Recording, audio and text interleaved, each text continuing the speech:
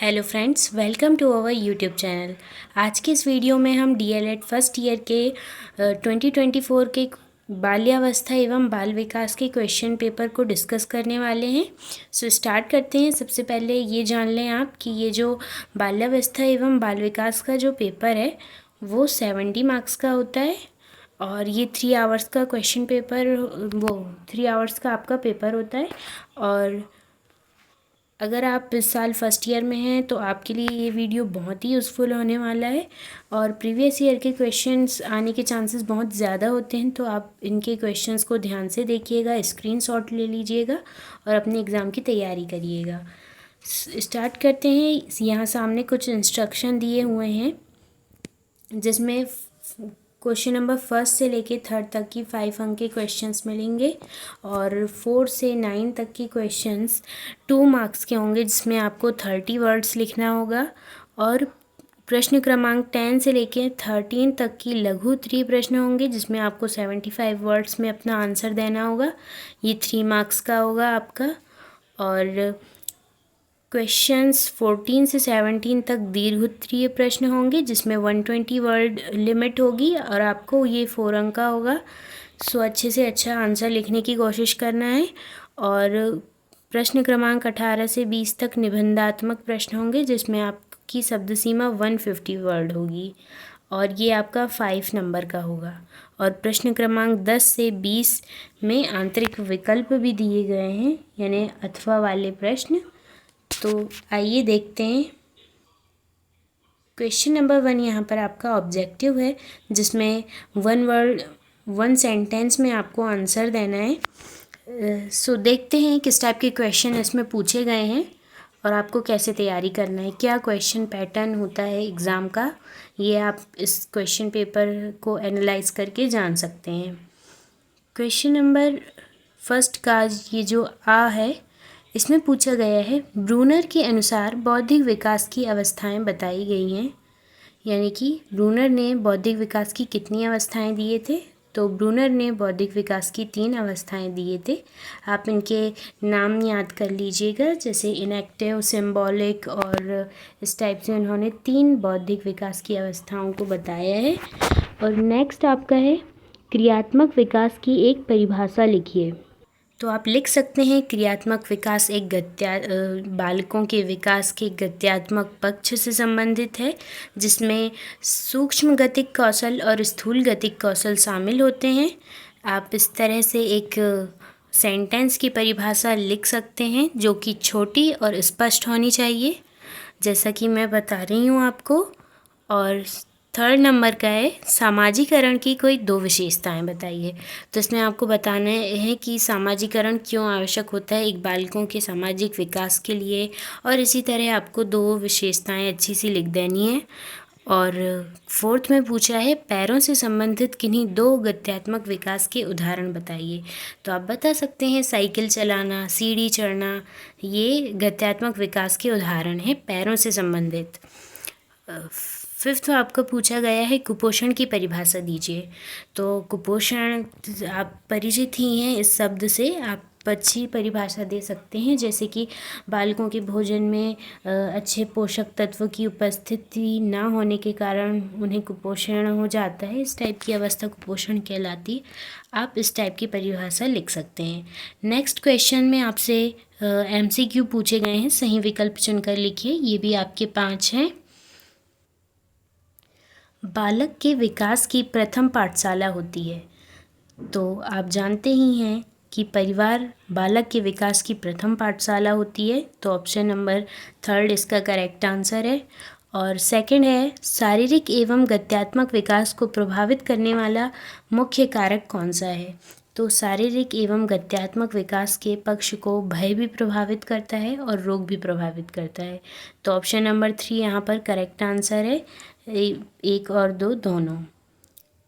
Third है, भाषा विकास की अंतिम अवस्था मानी जाती है।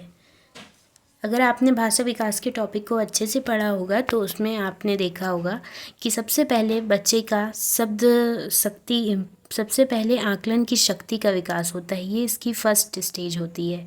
फिर सेकंड में शब्द शक्ति का विकास होता है और फिर वाक्य निर्माण का विकास होता है और जो सबसे लास्ट अवस्था होती है वो शुद्ध उच्चारण शक्ति का विकास है।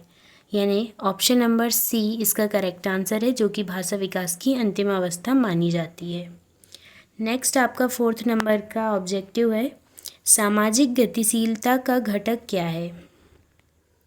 तो आप देख सकते हैं कि समाज इसका ज़्यादा ही रिलेटेड आंसर है, तो ऑप्शन नंबर 3 यहाँ पर करेक्ट आंसर है।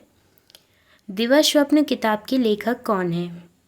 गीजू भाई बधेका दिवा स्वप्न किताब के लेखक हैं, जो कि काफ़ी परिचित पुस्तक है। एक प्राथमिक शिक्षक को इस पुस्तक का ज्ञान होना और इसे पढ़ना बहुत ही आवश्यक है। नेक्स्ट हम देखते हैं प्रश्न क्रमांक 3, जिसमें आपको खालिस्तान दिए गए हैं और साथ में ऑप्शन भी दिए गए हैं। फर्स्ट है गत्यात्मक कौशल को कितने भागों में बांटा गया है? जैसा कि पहले बता चुकी हूँ मैं, गत्यात्मक कौशल को 2 भागों में बांटा गया है। पहला स्थूल गतिक कौशल और दूसरा सूक्ष्म गतिक कौशल। नेक्स्ट है प्रतिभावान बालकों की बुद्धि लब्धि कितनी होती है? तो 80 से 90 तो सामान्य बालकों की बुद्धि लब्धि होती है। 110 से अधिक यहाँ पर करेक्ट आंसर है। आपको बार डालकर उत्तर के सामने 110 से अधिक लिखना होगा। प्रतिभावान बालकों की बुद्धि लब्धि 110 से अधिक होती है। थर्ड है संवेग लैटिन भाषा के किस शब्द से लिया गया है? यानी आप बता सकते हैं ये इमोवेयर से लिया गया है। आप एक बार इसे चेक कर लीजिएगा। नेक्स्ट है आवश्यकता पदानुक्रम का सिद्धांत किसने दिया था? तो आवश्यकता पदानुक्रम का सिद्धांत अब्राहम मैस्लो ने दिया था। तो अब्राहम मैस्लो इसका करेक्ट आंसर है। आयोडीन की कमी से ब्लैंक रोग होता है, तो आयोडीन की कमी से ग्वाइटर रोग होता है, ये हम जानते हैं। नेक्स्ट आपका क्वेश्चन पूछा गया है 2 मार्क्स के क्वेश्चन यहाँ से स्टार्ट होते हैं। आपके 15 नंबर के ऑब्जेक्टिव पूछे जाते हैं इस एग्ज़ाम में। अब यहाँ हम स्टार्ट करते हैं 2 मार्क्स के क्वेश्चन से। बालकों में वाणी दोष के क्या कारण होते हैं? तो आपको बताना है बालकों में वाणी दोष के क्या कारण हैं। क्या वो जन्मजात रोग हैं या फिर किसी अन्य रोग के कारण वाणी दोष हो गया है? तो ये आप लिख दीजिएगा 2 नंबर के हिसाब से। 30 वर्ड्स में आपको इनका आंसर देना है। नेक्स्ट है वैश्वीकरण क्या है? आप इसका स्क्रीनशॉट ले सकते हैं और अपने एग्ज़ाम की तैयारी कर सकते हैं। क्वेश्चन नंबर 6 है बुद्धि एवं विकास में अंतर बताइए। तो आप अधिक से अधिक 2 या 3 अंतर बता सकते हैं। और 7th क्वेश्चन है सूक्ष्म गतिक कौशल से क्या तात्पर्य है? आपको ये बताना है। नेक्स्ट क्वेश्चन है बालकों में अशुद्ध उच्चारण के कोई 4 कारण बताइए। नेक्स्ट क्वेश्चन है बालक के सामाजिकरण में समुदाय की भूमिका बताना है। और क्वेश्चन नंबर 10 में पूछा गया है समग्र नामांकन की समस्या का समाधान बताइए। और यहाँ से प्रश्न मतलब अंक 3 के क्वेश्चन स्टार्ट होते हैं 3 नंबर के, जिसमें आपको ऑप्शनल भी दिए जाते हैं एक एक्स्ट्रा, जिसमें आप अच्छा लिख सकते हैं, आप उसे ही लिखिएगा। बाल्यावस्था की शिक्षा पर गांधी जी के क्या विचार थे वो बताना है, या आप समग्र नामांकन की समस्या का समाधान भी बता सकते हैं। नेक्स्ट क्वेश्चन है क्वेश्चन नंबर 11, जिसमें पूछा गया है सामाजिकरण के प्रमुख अभिकरण एवं संस्थाएं बताइए। सामाजिकरण के प्रमुख अभिकरण और उनकी कौन कौन सी संस्थाएं होती हैं वो आपको बताना है। और इसके अथवा में दिया गया है परवरिश एवं पालन पोषण में अंतर क्या है ये समझाना है। यानी पेरेंटिंग और रियरिंग क्या होती है, आपको इन दोनों में अंतर समझाना है। क्वेश्चन नंबर 12 है सामान्य एवं विशिष्ट गामक कौशलों के उदाहरण सहित समझाइए। और इसके अथवा में पूछा गया है 3 से 5 वर्ष आयु वर्ग के बालकों के लिए उनके गत्यात्मक विकास हेतु शैक्षिक कार्यक्रम बताइए। ये आपके प्रश्न नंबर 3 के क्वेश्चंस हैं। आप अच्छे से अच्छा आंसर लिखने की कोशिश करिएगा, आप इनकी प्रैक्टिस भी कर सकते हैं। नेक्स्ट यहाँ पर पूछा गया है क्वेश्चन नंबर 13 में, जो कि आपका 3 मार्क्स का है शिशु गृह क्या है? शिशु गृह के लाभ और हानियाँ लिखिए। और इसके अथवा में दिया हुआ है किशोरावस्था में बालक की दबंगता पर टिप्पणी लिखिए।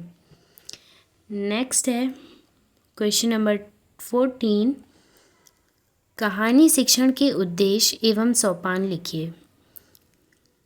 और इसके अथवा में दिया गया है बालक के सामाजिक विकास को प्रभावित करने वाले मुख्य कारक लिखिए। तो आप देख सकते हैं किस टाइप का क्वेश्चन पैटर्न है, कैसे टॉपिक से क्वेश्चन लिया जाता है। जैसे कि कहानी शिक्षण वाला टॉपिक है तो इसके उद्देश्य और सोपान बताने के लिए पूछा गया है 4 नंबर के क्वेश्चन में, और बालक के सामाजिक विकास को प्रभावित करने वाले कारक भी पूछे गए हैं। और नेक्स्ट 15 नंबर का क्वेश्चन है बाल श्रम क्या है और बाल श्रमिक बनने के प्रमुख कारण क्या हैं, कि बालक जो है वो बाल श्रमिक क्यों बन जाता है, काम क्यों करने लग जाता है, इसके कारण बताना है आपको। और इसके अथवा में दिया गया है बाल शोषण क्या है और इसे रोकने के उपाय बताइए। तो आप देख सकते हैं किस टाइप से टॉपिक से क्वेश्चन पूछा गया है। नेक्स्ट है क्वेश्चन नंबर 16, किशोरावस्था में शारीरिक विकास को समझाइए। और इसके अथवा में दिया हुआ है साक्षात्कार विधि क्या है, इसकी उपयोगिता बताइए। आप अच्छे से इन क्वेश्चन को नोट कर लें और इनकी तैयारी करें। और नेक्स्ट क्वेश्चन नंबर 17 है जिसमें पूछा गया है बालकों के शारीरिक गत्यात्मक विकास में खेलों की क्या भूमिका है, आपको ये बताना है।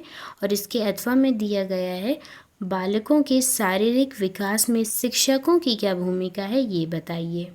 तो आपको 4 मार्क्स के हिसाब से काफ़ी अच्छा आंसर लिखने की कोशिश करना है। नेक्स्ट क्वेश्चन नंबर 18 है। तो इस क्वेश्चन पेपर में टोटल 20 क्वेश्चंस पूछे गए हैं, यानी 20 क्वेश्चंस आते हैं, जैसा कि इंस्ट्रक्शन में हमने पढ़ लिया है पहले ही। स्पर्धा और सहयोग से आप क्या समझते हैं, आपको ये बताना है। ये आपका 5 नंबर का क्वेश्चन है। और विकास एवं अधिगम में इसका क्या योगदान है, ये बताइए। और इसके अथवा में दिया हुआ है रूढ़िवादिता क्या होती है, इसकी विशेषताओं एवं दुष्परिणामों का उल्लेख कीजिए। तो आप देख लीजिए इन क्वेश्चंस को, स्क्रीनशॉट ले सकते हैं आप। और क्वेश्चन नंबर 19 में पूछा गया है समावेशी शिक्षा से आप क्या समझते हैं, इसकी आवश्यकता और महत्व को समझाइए। और इसके अथवा में दिया हुआ है बाल मनोविज्ञान से आप क्या समझते हैं, इसके प्रमुख क्षेत्रों को लिखिए। और प्रश्न क्रमांक 20 में है लगाव से क्या आशय है, लगाव के प्रमुख मानसिक घटकों को समझाइए। और इसके अथवा में दिया हुआ है संप्रेषण से आप क्या समझते हैं, कक्षा संप्रेषण की समस्याएं लिखिए। सो इस टाइप के क्वेश्चन आपके बाल्यावस्था एवं बाल विकास से पूछे गए हैं DLED फर्स्ट ईयर के।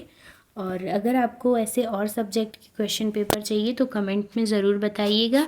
और अगर इनमें से किसी टॉपिक में आपको डाउट है या आपको किसी का आंसर चाहिए तो आप हमें कमेंट में बता सकते हैं। और कौन से सब्जेक्ट का कौन से ईयर का क्वेश्चन पेपर आपको चाहिए प्रीवियस ईयर के, वो भी आप कमेंट में बता सकते हैं। Thanks for watching.